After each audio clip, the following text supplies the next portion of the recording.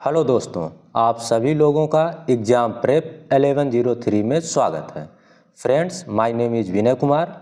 Friends, हम लोग railway NTPC और ग्रुप डी का टॉप एमसीक्यूज क्वेश्चन को सॉल्व कर रहे हैं। तो आप लोग इसको ध्यान से पढ़िएगा और इसका रिवीजन भी कर लीजिएगा।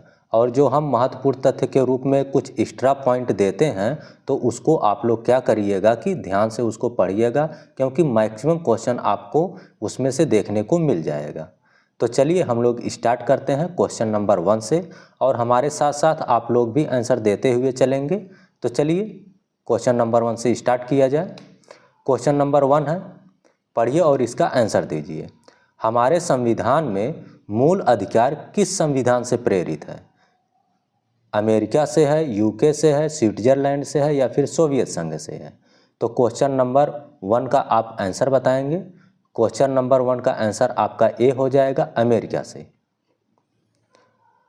महत्वपूर्ण तथ्य के रूप में आपको याद रखना है, मूल अधिकार का वर्णन संविधान के भाग 3 में अनुच्छेद 12 से 35 तक किया गया है।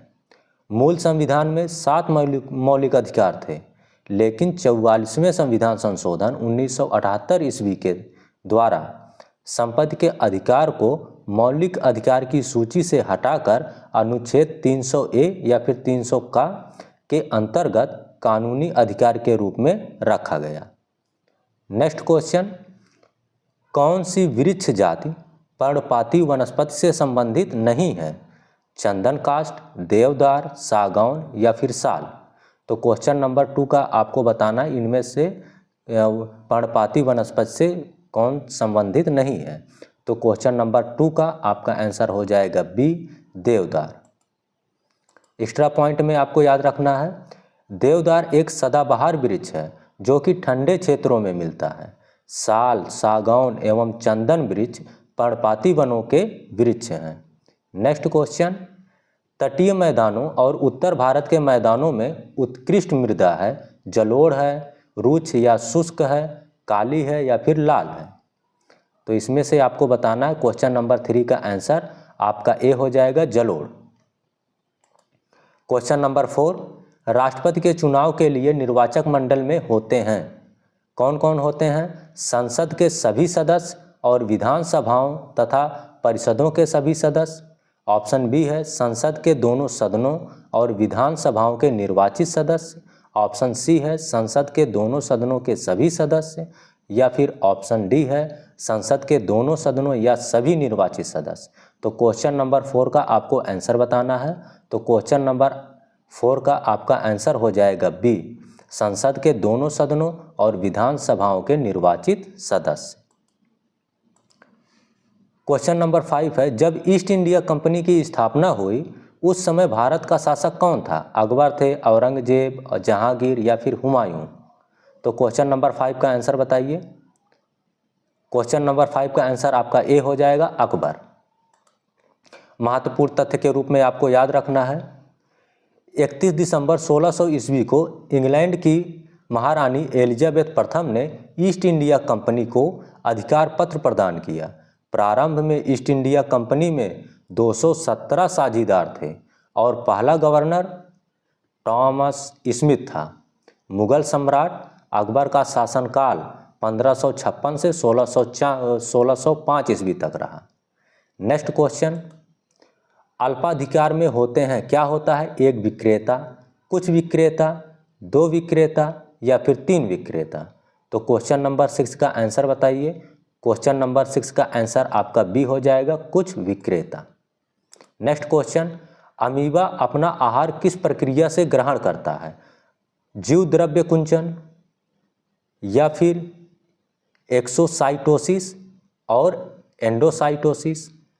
ऑप्शन सी है एक्सोसाइटोसिस या फिर ऑप्शन डी है एंडोसाइटोसिस। तो क्वेश्चन नंबर 7 का आप आंसर बताएंगे। क्वेश्चन नंबर 7 का आंसर आपका हो जाएगा डी, एंडोसाइटोसिस। क्वेश्चन नंबर 8, मादा एनोफिलीज मच्छर किस रोग का वाहक है? पीत ज्वर, मलेरिया, फाइलेरिया या फिर डेंगू ज्वर? तो क्वेश्चन नंबर 8 का आंसर हो जाएगा आपका B, malaria. Question number 9, MCB जो लघुपथन के मामले में विद्युत की पूर्ति को काट देता है, काम करता है, किस पर काम करता है? धारा के चुंबकीय प्रभाव पर, या फिर धारा के विद्युत लेपन प्रभाव पर, या फिर धारा के रासायनिक प्रभाव पर, या फिर धारा के तापन प्रभाव पर। तो क्वेश्चन नंबर 9 का आंसर बताएंगे। क्वेश्चन नंबर 9 का आंसर आपका हो जाएगा ए, धारा के चुंबकीय प्रभाव पर। महत्वपूर्ण तथ्य इसमें नहीं दिए हैं। तो क्वेश्चन नंबर 10, हरे पत्तों वाला पौधा लाल प्रकाश में देखने पर कैसा दिखाई देगा? लाल दिखाई देगा, या फिर बैंगनी दिखाई देगा, या फिर काला, या फिर हरा? तो क्वेश्चन नंबर 10 का आंसर बताएंगे।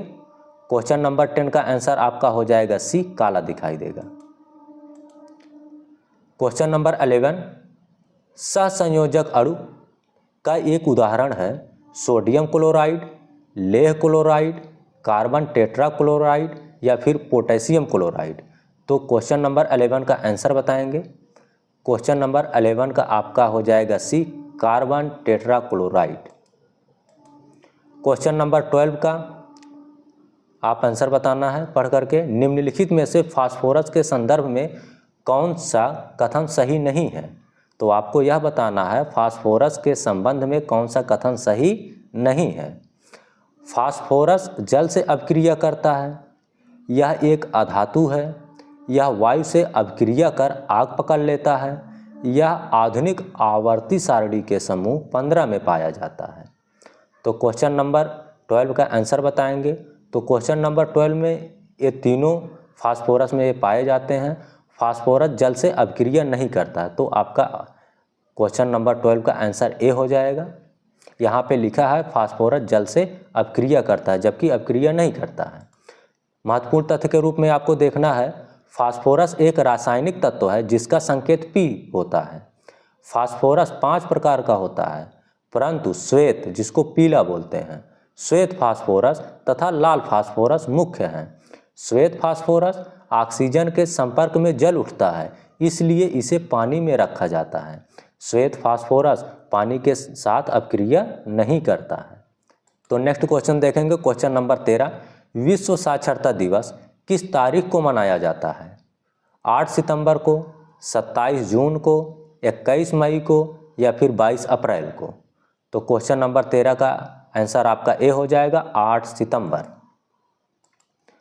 क्वेश्चन नंबर 14, निम्नलिखित में भारतीय रेलवे में अधिकतम कमाई का योगदान कौन करता है? यात्री से आय, माल यातायात से आय, फुटकर या फिर विविध आय, या फिर अन्य कोच से आय? तो क्वेश्चन नंबर 14 का आंसर आपका हो जाएगा बी, माल यातायात से आय। नेक्स्ट क्वेश्चन, दक्षिण अफ्रीका की मुद्रा कौन सी है? दिरहम है, रैंड है, या फिर रील है, या फिर रियाल है? तो क्वेश्चन नंबर 15 का आंसर आपका बी हो जाएगा, रैंड।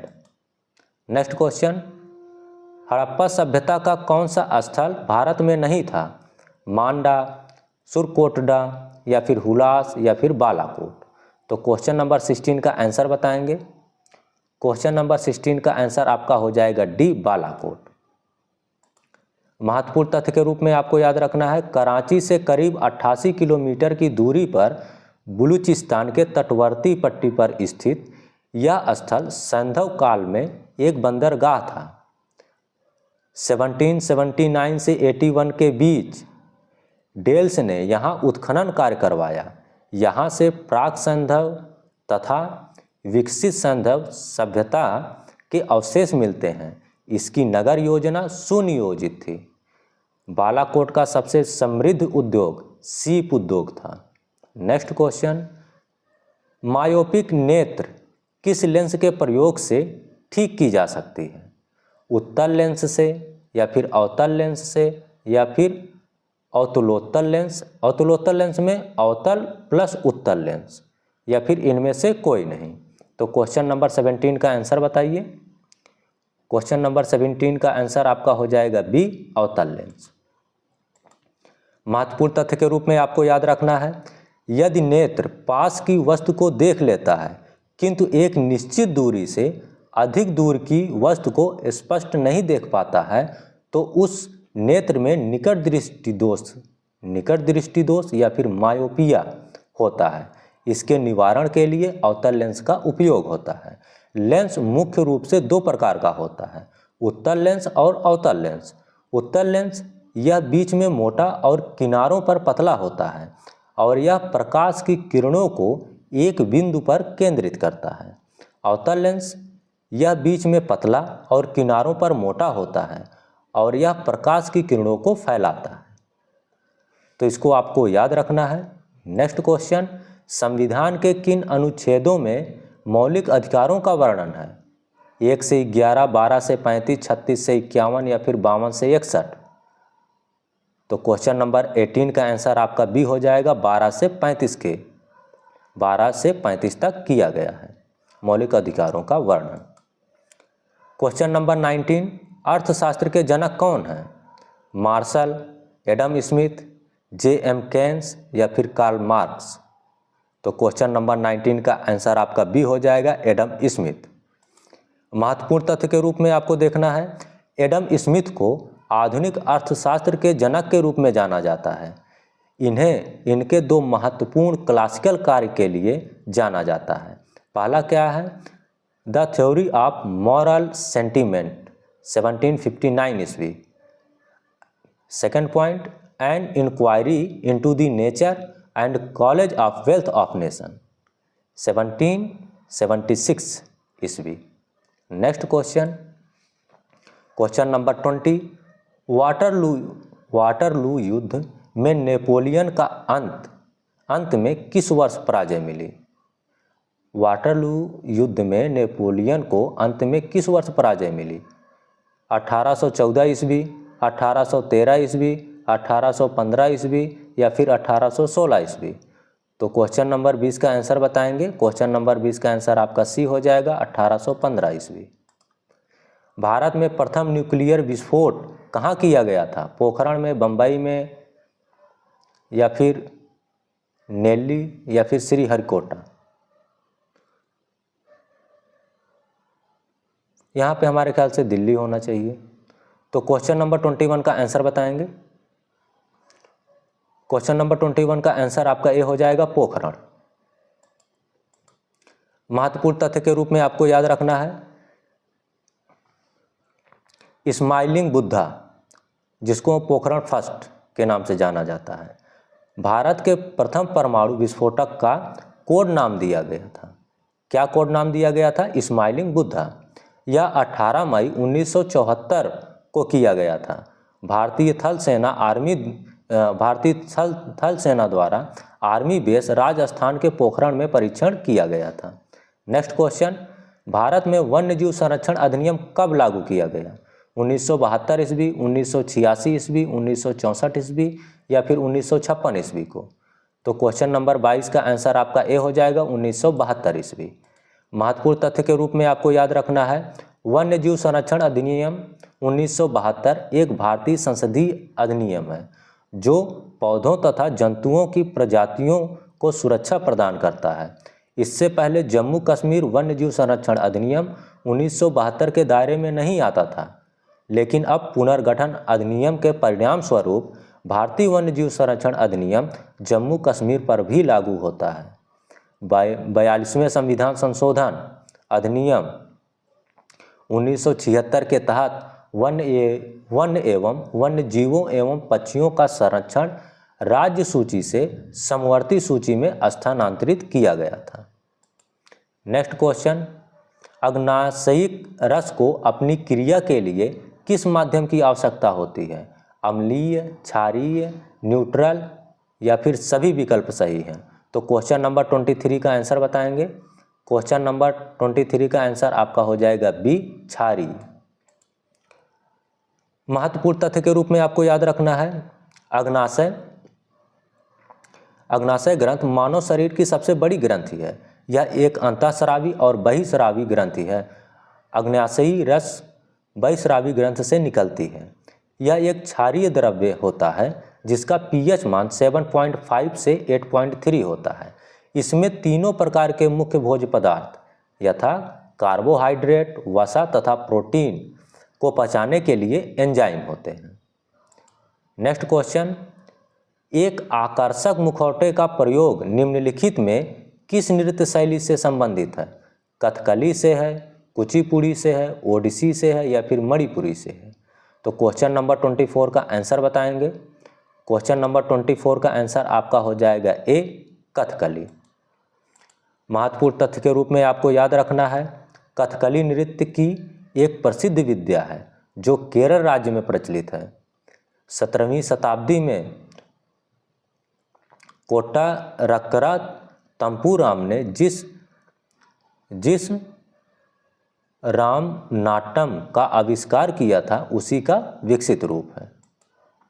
क्वेश्चन नंबर 25 और ये लास्ट क्वेश्चन है, वेगमापी जिसको ट्रैकोमीटर कहा जाता है, वेगमापी टैकोमीटर का प्रयोग किसके मापन के लिए किया जाता है? गुरुत्वाकर्षण, घूर्णन गति, पृष्ठीय तनाव या फिर परिक्षेपण शक्ति? तो क्वेश्चन नंबर 25 का आंसर आपका हो जाएगा बी, घूर्णन गति। और इसके पिछले का क्वेश्चन जो हम दिए थे उसका टैकोमीटर का मुख्य महत्वपूर्ण तथ्य देख लेंगे हम लोग। टैकोमीटर या वेगमापी एक उपकरण है जिसका प्रयोग मोटर या दूसरे मशीनों के शाफ्ट या डिस्क के घूर्णन गति को मापने में किया जाता है। यह युक्ति सामान्यतः प्रति मिनट घूर्णन, रोटेशन पर मिनट, जिसको शॉर्ट में बोला जाता है आरपीएम, को दर्शाती है। तो ये क्वेश्चन हम दिए थे, इसका आंसर आप लोगों को बताना था। तो डीएनए में होते हैं, क्या होता है? एमिनो एसिड होता है, पेप्टाइड्स होते हैं या फिर पेप्टोन्स होते हैं या फिर न्यूक्लियोटाइड होते हैं? तो आप लोगों को बताना है डीएनए में क्या होता है, तो इसका ऑप्शन हो जाएगा डी, न्यूक्लियोटाइड। महत्वपूर्ण तथ्य के रूप में आपको याद रखना है, डीएनए का पूरा नाम डीऑक्सीराइबोन्यूक्लिक एसिड है, जो हर जीव के विकास, वृद्धि और प्रजनन के लिए आवश्यक आनुवंशिक निर्देशों का संग्रह है। डीएनए न्यूक्लियोटाइड नामक छोटी इकाइयों से बना है जिनमें शर्करा, डीऑक्सीराइबोस, फास्फेट और 4 प्रकार के नाइट्रोजन बेस कौन कौन से होते हैं? एडेनिन, थाइमिन, साइटोसिन और गुआनिन होते हैं। और रहा आज का क्वेश्चन, निम्नलिखित में से किसका कार्यकाल राष्ट्रपति की इच्छा पर निर्भर नहीं करता है? तो आपको इसका आंसर बताना है कमेंट बॉक्स में। राज्य के राज्यपाल, भारत के महान्यायवादी, मुख्य चुनाव आयुक्त या फिर भारत के प्रधानमंत्री? तो इसका आंसर आपको कमेंट बॉक्स में देना है। तो फ्रेंड्स, पूरा वीडियो देखने के लिए धन्यवाद। हम लोग मिलेंगे नेक्स्ट वीडियो में, तब तक के लिए टेक केयर, बाय बाय।